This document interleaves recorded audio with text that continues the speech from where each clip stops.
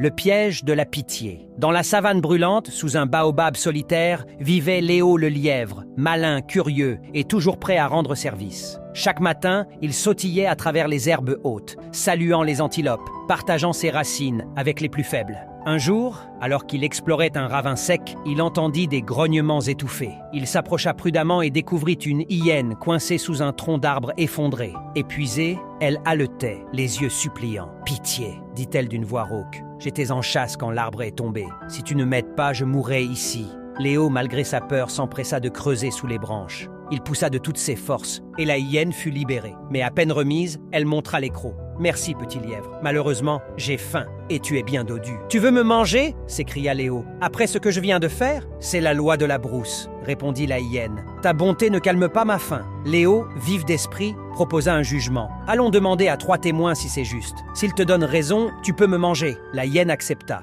Ils allèrent d'abord voir un vieux zèbre à la crinière grise. « J'ai porté les touristes pendant des années, puis on m'a relâché quand je boitais. Le monde est injuste. » La hyène a raison. Puis, une autruche édentée, au plumage terne, les observa. « J'ai pondu des œufs toute ma vie, protégé mes petits. Et pourtant, j'ai été chassé par les miens. » La hyène dit vrai. La hyène se pourlécha les babines. Mais plus loin, ils croisèrent un caméléon assis sur une pierre. « Je suis vieux, dit-il. Montrez-moi exactement comment la hyène était coincée. Je ne comprends pas bien l'histoire. » Impatiente, la hyène retourna sous le tronc. « Comme ça ? » ?»« Oui, » murmura le caméléon. Aussitôt, Léo roula une grosse pierre contre le tronc, piégeant à nouveau la hyène. « Et voilà, dit-il. Quand on trahit la main qui vous aide, on retourne à sa place. » Morale. L'ingratitude est le poison des âmes sans honneur. On peut tendre la main pour aider, mais n'oublie jamais que celui qui oublie le bien reçu est souvent prêt à mordre celle qui l'a soutenu.